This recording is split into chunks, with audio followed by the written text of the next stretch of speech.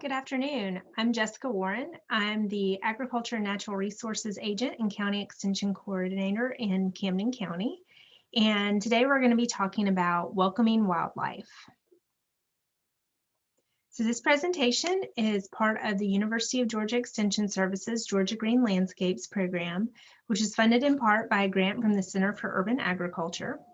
These guidance series will help Georgia residents create certified sustainable Georgia landscapes with the goal of protecting our natural resources for future generations. So if we're going to talk about welcoming wildlife, the first question you have may be, why do I want wildlife? Why do I want to see wildlife in my landscape?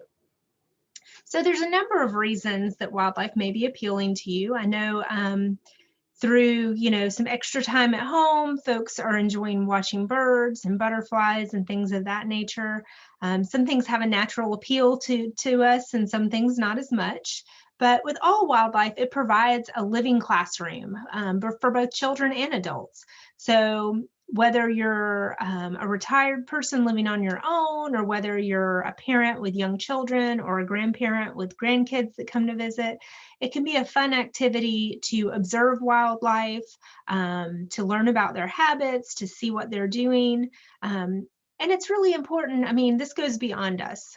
There's a quote I really like about how something doesn't have value based on its value to us, that we have no more right to live than any other organism. So wildlife is important to the balance of the ecosystem. They were here before us, they naturally inhabit our landscape, and we've pushed a lot of wildlife out of their habitat, or caused changes with development and landscape changes that have push wildlife into a smaller and smaller niche area to be able to live and survive themselves. So wildlife are a natural part of your landscape, and they can be a lot of fun to watch. Honestly, it can be downright entertaining sometimes. There's some fun things you can see as far as behaviors or reactions to things sometimes. So there's a lot of good reasons to enjoy watching wildlife and welcoming them to your landscape. So if we want to welcome wildlife into our landscapes, we need to think about what they need. So what do wildlife as a greater grouping need? Well, all wildlife is going to need the same things we need, more or less, to survive. So they're going to need food, water, shelter, and space. And additionally, they're going to need safety from harmful human interventions. So we'll talk about that in a little while in this presentation, not just what to do, but what not to do. So the first thing is going to be food. This does not mean that you need to put out wildlife feeding stations everywhere. If you want to put out a bird feeder that's well maintained, that's acceptable. But really, we don't want to be feeding any other wildlife other than birds. Part of this is that naturally wildlife are scared of humans, and we don't want for them to start to associate us with a food source, which can cause dangerous situations sometimes, especially with animals that may either bite or carry rabies, or have some other way that they can harm us, because usually that ends up with that individual of wildlife being euthanized or killed. So we don't want to be doing any hand feeding of anything. We don't want to be feeding anything other than birds, or leaving any artificial food source outdoors where it may attract things like raccoons or opossums. It also makes those wild animals dependent on us over time, and lessens their ability to find their own food. Also, a lot of times the food that we may think is good for wildlife, or that they may be interested in, even though they eat it, it may not be nutritionally adequate for them. We run into this a lot with like ducks in a pond, and people want to throw bread out for them. Bread is very filling, but it has no nutrition for them. It can actually lead to disease and death and malnutrition. So, if you have any ducks, whether they're wild or domestic near you, there are suitable snacks that you can, if you really enjoy feeding them, things like grapes or corn, oats, I believe as well. You can look these things up through pretty much any wildlife agency. But as far as bread or processed foods, honestly, they're not good for us as humans. They're certainly not good for other animals. So we don't want to be feeding foods that we're creating, but we do want to create a landscape that provides food. That's what the real goal is. So planting native plants, which we talk about in a number of our other talks, is really the best practice, and it's the best way to provide food, whether it's for birds, whether it's for pollinators, whether it's for small mammals or reptiles. Basically, keeping that food chain and that food web intact through native plants and letting insects be, which are also an important food source for a lot of wildlife. These are all things that help support that whole food web so that nothing's dependent on us. They just have as natural of an ecosystem as possible within our landscape. So you're looking for a variety of different plants. Native plants, of course, are best, but things that produce fruits or seeds, or for some it may be forage of the leaves or nectar or pollen. So things like, you can see the American beautyberry down at the bottom there. It provides berries, as does the Yopon holly at the top left. Also plants that naturally provide seeds, which is a number of different plants. Other fruits, like maybe if you're looking for mature trees, things like persimmon or pawpaw. There's a lot of different options out there, but sticking with some good native plants and a variety of native plants is going to be the best food source. As I mentioned, letting those insects live. So, a lot of times we create a bigger insect problem by spraying them, because we also kill off their predators a lot of times, or cause their predators to leave because there's not a food source. So if you're having problems with something like, say, aphids, give the ladybugs a chance.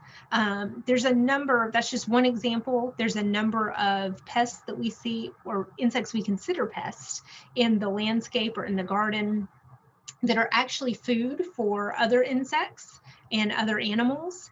And a lot of times that ecosystem, if kept healthy, will keep those pests in check better.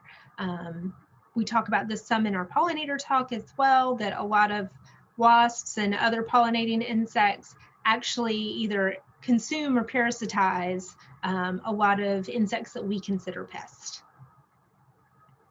Another note, if you are putting out food for birds, whether it's hummingbird feed or nectar, or whether it's bird seed, you want to make sure you're cleaning those feeders regularly.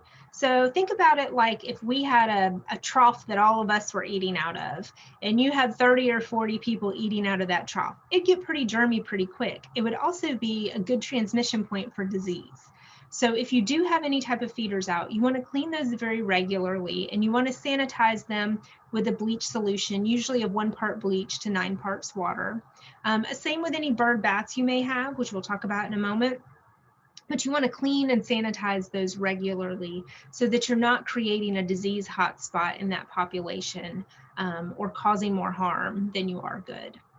This is especially important too with hummingbird feeders in the summertime or in any kind of warm weather, since that is a sugar water solution, which does not need any red dye. In fact, the red dye can be harmful for hummingbirds, but it needs to be cleaned and sanitized very regularly.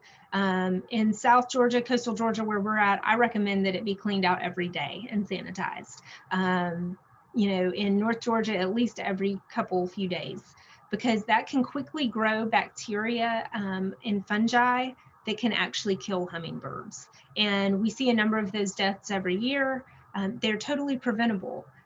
Honestly, I know that I don't have the time or maybe the discipline to clean out my hummingbird feeder and sanitize it that regularly. So instead, what I do is I plant a lot of plants that attract hummingbirds, like this salvia that you see on the bottom right, or bottom left, excuse me, here. Hummingbirds love it. I have tons of hummingbirds every year, and I do not have a man-made hummingbird feeder. I just have different plants that have tubular flowers that they like to feed on, which is kind of nice too, because you see them all over the place and they're flying around you and they're very active. And then they're getting a nice, natural, more balanced and healthier nectar and carbohydrate source. So water is the next habitat need that we'll talk about for wildlife. This can be bird baths. It can be puddles that you don't fill in areas that have depressions in the ground and let puddles form naturally. This can be something like an old plate or a shallow dish. To have a variety of wildlife and pollinators, which is another form of wildlife, you're going to want to have some different depths. So something like a bird bath is great for birds, but also having something maybe that's a little shallower, like like a plate, or adding rocks or marbles to either a bowl or a dish, or even in your bird bath to one area of it, so that smaller animals and insects can use that water source as well without drowning. Also, some plants that have cupped leaves are a nice natural water source, or rocks or pavers that have depressions in them can naturally hold some water as well. Again, if it's any kind of man-made water source that continually has water in it, you're going to want to clean and sanitize that regularly so that it's not a point of disease transmission or bacterial or fungal growth. So our next topic, as far as habitat needs for wildlife, is shelter. A lot of these things occur naturally if we just don't spend the time trying to clean them up and remove them. So basically, you know, a lot of this mimics or is what wildlife would use in nature for shelter. So leaving the leaves is super important. And I know I mentioned that in my pollinator talk as well, but leaves and leaf piles are really important for a number of wildlife species as well as pollinator species to either overwinter in or to complete their life cycle or lay their eggs or pupate in. So leaving the leaves, if you can't leave them right where they fall, then raking them to an area where they can be left alone. A rake is preferable to a leaf blower. It is preferable not to chop them up so that they can provide more shelter and structure. Another thing is logs or stick piles, decaying logs. Those are great because in addition to providing shelter, they also, as they decompose, release heat. So it's a great area for a lot of animals, and both insects and other wildlife, to overwinter in, especially some of your reptiles and amphibians, some of your small mammals. So having stick or log piles is great if you have an area where you can do that. It can be something rather natural, or it can be a stack of firewood that's not messed with or, you know, disturbed during the winter time, or ever perhaps. Rock piles is another option that offers some shelter to some smaller animals and some warmth as well. Snags. So a snag is, if you're not familiar with that term, it's a dead tree that is still standing. So this is, you know, safety first, of course. If it's a snag that's near your home or where your children play and is going to fall over that area, then maybe that's not the best option for you. But if you have an area where there's a dead tree and it's not a risk or a hazard to anyone or anything, then leaving that snag. Snags are a great habitat for wildlife, a great host for a number of wildlife species, a variety of birds and mammals and insects and fungi and just all kinds of different organisms utilize that snag as habitat and as food, and help break it down to become, over time, better compost for the soil underneath it. So another thing with shelter is having a diversity of vegetation. So having plants and shrubs of different sizes and shapes. This is going to be important because it's going to offer shelter to different organisms. Now, whether that's shelter for them to nest in, or whether that's shelter for them to hide in as they move along the landscape looking for food or other resources. Vertical structure is also going to be important with that. So that diversity of vegetation, having things that grow at different heights and have different shapes, but having, you know, mature trees, understory trees, shrubs, ground cover, you know, different sizes of plants. Basically, diversity is what we're looking for in our landscape in a number of different forms and fashions. So if you have limited options as far as the natural choices go, you can also always add bird houses or gourds or bat houses to try and attract some extra wildlife. All right, our next topic is space.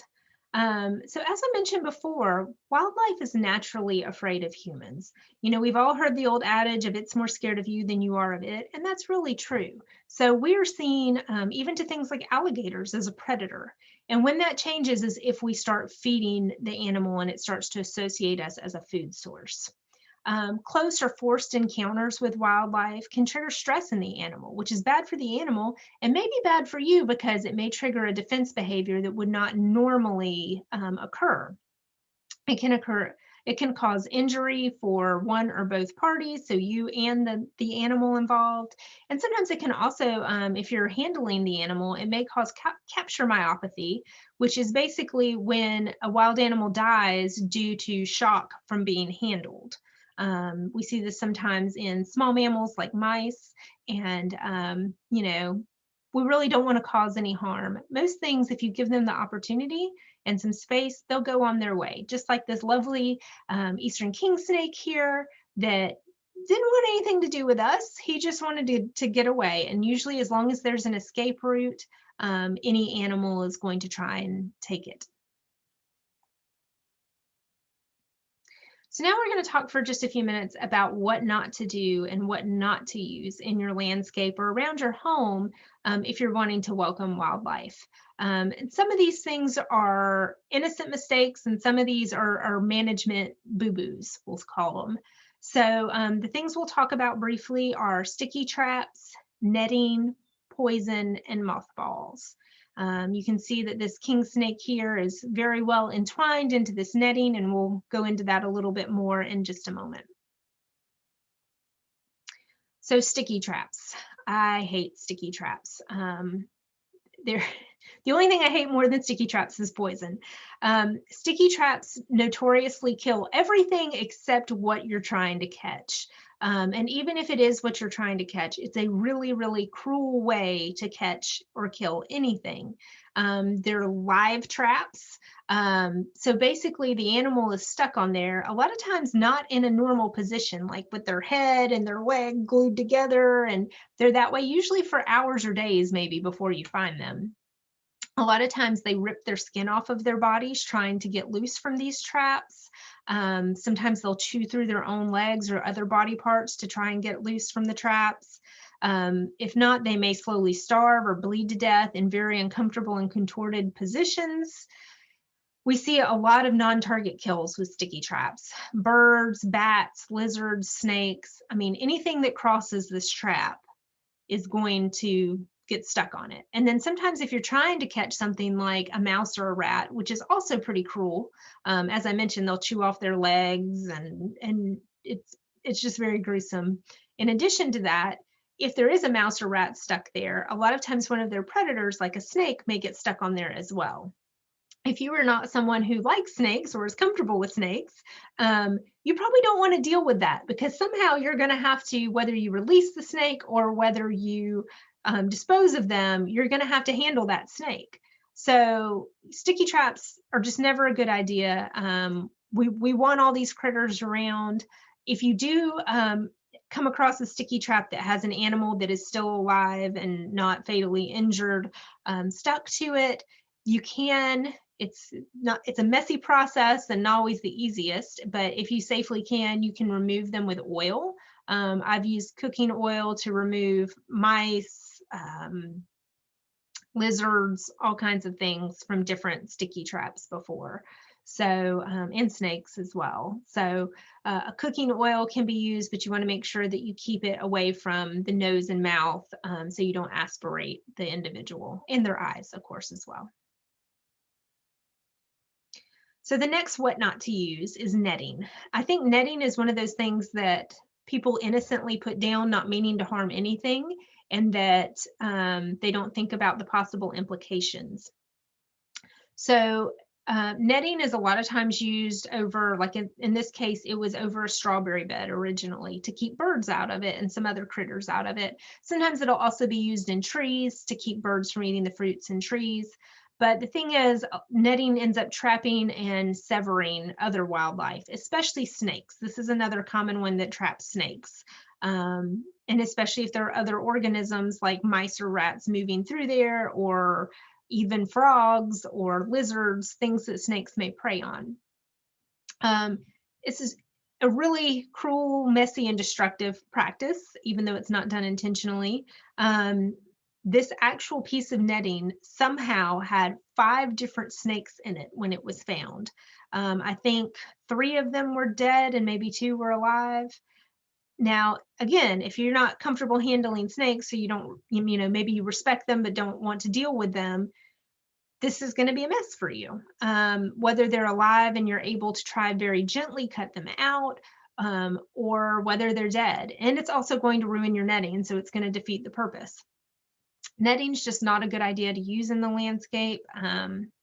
You can imagine how this must have felt to the snake that's completely constricted, and there are places where they're severed into. This, not a good way to go for anything.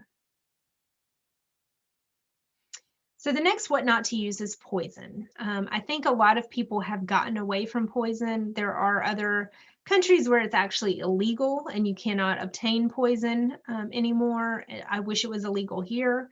It's a cruel, slow, and inhumane way for anything to die, whether it's a pest or not. If you're having a mouse or rat problem, snap traps are the most humane way. Capture and release, the humane capture release traps.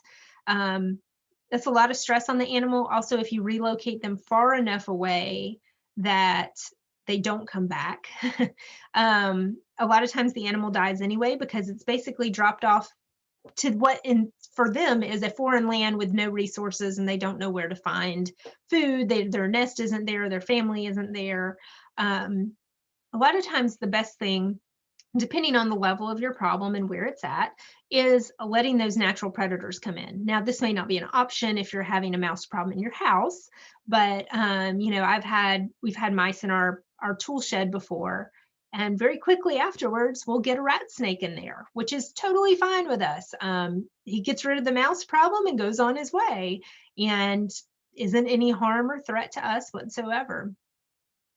Poison can create more problems than it solves. So in addition to just being a really cruel, terrible way to die, a lot of times those animals will eat poison and then get into areas where you can't get them out. So that may be in walls, in air ducts. I've known of people who had to rip out their sheetrock in order to get a dead, rotting rodent out. Actually, when I was young, my parents had some poison out for some rats they were having trouble with, and when several of them climbed up into an air duct somehow and died, and it took forever to figure out what where that horrible smell was coming from into the house, because it was coming through the HVAC system. Poison's just not a good idea. The other reason too is, in addition to a lot of non-target animals possibly getting into it, like people's pets and other wildlife that are not the intended target to feed on it directly. Also, when you poison a mouse or a rat, and especially if they haven't died from it yet, it may still be preyed upon by our predators, like unfortunately outdoor house cats, or owls or hawks, eagles, foxes, any kind of predatory animal, or snakes. And then those animals die from that poison because they've ingested it from their prey. Even if it was a small amount of poison in one mouse or rat, if they eat several within a few days, then they're getting what we call bioaccumulation. So by eating, say, 3 rats, they're getting 3 rats worth of poison into them, and it can kill them in a pretty disturbing and cruel way as well. So poisons are good to stay away from if at all possible, which is always possible. So stay away from them. Our last what not to use is mothballs. I hear this a lot, and it's an old wives' tale. Mothballs do not repel snakes. They do not repel anything else, but they are extremely toxic. It is illegal to put them outside. They should never be put outside. And since they are legally a pesticide, if you use them in any way that is not on the box, that's not on the label as how you're supposed to use them, it is an illegal act. They kill a lot of different creatures when they're put outside. They're highly toxic, as I mentioned. They don't repel anything. In fact, you can find pictures of snakes curled up around mothballs on the internet. There are no effective repellents for snakes or other wildlife. The best repellent is habitat modification that makes them not want to come into your landscape. Yeah, mothballs are really just, also if you're handling mothballs, that's not a good idea either. You know, you need to treat them as a pesticide because that's what they are. All right, so kind of wrapping up a little bit here. I wanted to talk a little bit about some of the things you may see if you welcome wildlife into your landscape, and some of the things you might be able to enjoy. So birds, of course, songbirds, hawks, owl, osprey, ibis, depending on where you live, but in my neck of the woods. And you can see a few pictures over the years I've taken of different wildlife I've encountered. Turkey, armadillos, which some people don't like, some people do. I think they're pretty funny, actually. Raccoons, deer, snakes, lizards, turtles, rabbits, frogs and toads, different pollinators, bats, which are great to have in your landscape and eat tons of mosquitoes and are also just really cool to watch, squirrels. And also you may see your understanding of the natural world grow, of, you know, biology and science, and just from observing how other animals act within their environment and what their habits are, which can be a lot of fun and a good learning experience no matter what your age is. All right, so our certification checklist items for wildlife are: provide a food source with native plants that provide fruit, seeds, forage, nectar, or pollen. Do not feed wildlife other than birds, and do not feed bread to waterfowl. Your native plant landscape will suffice. Clean and sanitize bird seed feeders regularly, and change and sanitize hummingbird feeders daily in South Georgia and multiple times per week in North Georgia. Let insects live. They're part of the ecosystem in the food chain too. Provide water with bird baths, puddles, a shallow dish with rocks or marbles for insects, plants with cupped leaves, or rocks with depressions. Provide shelter with leaf piles, mulch, decaying logs, sticks or log piles, rock piles, snags, diverse vegetation, vertical structure, bird houses or bat houses. Provide space for wildlife. Dedicate a zone to your landscape as off limits to humans and minimize your passage. Keep your distance. Wildlife do not like being harassed. Do not use sticky traps, netting, poison, or mothballs. Only passively manage wildlife activity through landscape design. And with that, that wraps up our presentation on welcoming wildlife to your landscape. If you have any questions, feel free to reach out to us at georgiagreen@uga.edu. You can also visit our website for PDFs of this presentation, as well as archives of the videos. And you can find that address below as well. Thank you.